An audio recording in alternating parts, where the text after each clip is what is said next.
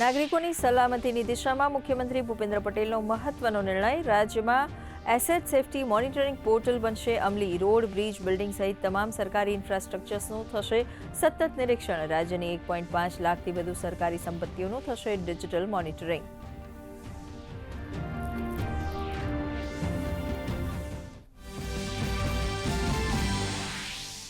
રાજ્યમાં ગેસ પુરવઠા અંગે ઉર્જા મંત્રી ઋષિકેશ પટેલનું મહત્વપૂર્ણ નિવેદન. રાજ્યમાં એક પણ ચૂલો બંધ ન થાય તે માટે સરકાર પ્રતિબદ્ધ. ઇન્ડસ્ટ્રીયલ ગેસમાં 50%, તો ફર્ટિલાઇઝર કંપનીઓ અને દૂધની ડેરીમાં વપરાતા ગેસમાં મુકાયો 40%નો કાપ.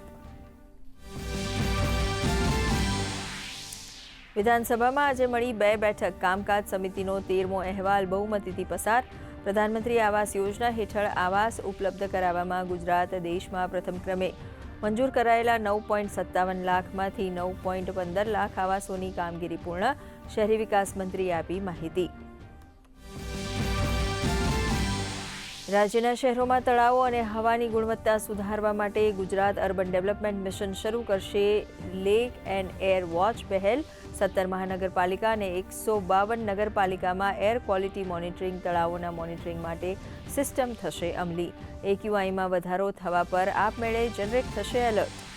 પ્રધાનમંત્રી નરેન્દ્ર મોદીની અધ્યક્ષતામાં મળેલી કેબિનેટ બેઠકમાં લેવાયા મહત્વના નિર્ણયો. જલ જીવન મિશનની સમયમર્યાદા ડિસેમ્બર 2028 સુધી વધી. તમિલનાડુના મદુરાઈ એરપોર્ટને આંતરરાષ્ટ્રીય એરપોર્ટ તરીકે જાહેર કરવા અંગે મંજૂરી. પશ્ચિમ બંગાળ અને ઝારખંડમાં 5 જિલ્લાઓમાં 2 મલ્ટી ટ્રેકિંગ યોજનાઓને પણ અપાઈ મંજૂરી. લોકસભામાં અધ્યક્ષ ઓમ બિરલા વિરુદ્ધ અવિશ્વાસ પ્રસ્તાવ પર ચાલી રહી છે ચર્ચા. સંસદીય કાર્યમંત્રી કિરણ રિજિજુનો વળતો પ્રહાર. કહ્યું, વિપક્ષના નેતા વિદેશ જઈને દેશને કરે છે બદનામ. જ્યારે ઓમ બિરલાએ ગૃહમાં કર્યા ઘણા રિફોર્મ. ગૃહમંત્રી અમિત શાહે કહ્યું, આનાથી વધુ બિનજવાબદાર વિપક્ષ નથી જોયો.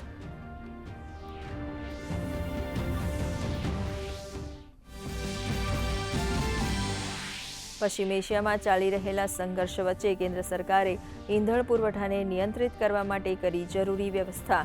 કહ્યું, હાલના સમયમાં ઈંધણ પુરવઠામાં કોઈ ઘટાડો નહીં. ઈંધણનો પુરવઠો સુનિશ્ચિત કરવા માટે કરાઈ 3 સભ્યોની સમિતિની રચના. ઘરેલું ઉત્પાદનમાં 10%નો વધારો. રાજ્યમાં આકરા તાપથી લોકો પરેશાન. રાજ્યના 9 જિલ્લામાં ઓરેન્જ અને 11 જિલ્લામાં યલો એલર્ટ. 45 ડિગ્રી મહત્તમ તાપમાન સાથે રાજકોટ સૌથી ગરમ શહેર, તો 11 શહેરોનું મહત્તમ તાપમાન 40 ડિગ્રીને પાર.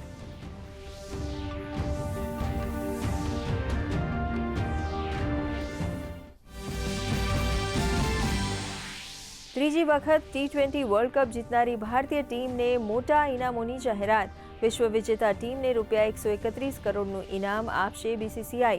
ખેલાડીઓ, કોચિંગ સ્ટાફ અને અન્ય સહયોગીઓમાં વહેંચાશે ઇનામની રકમ.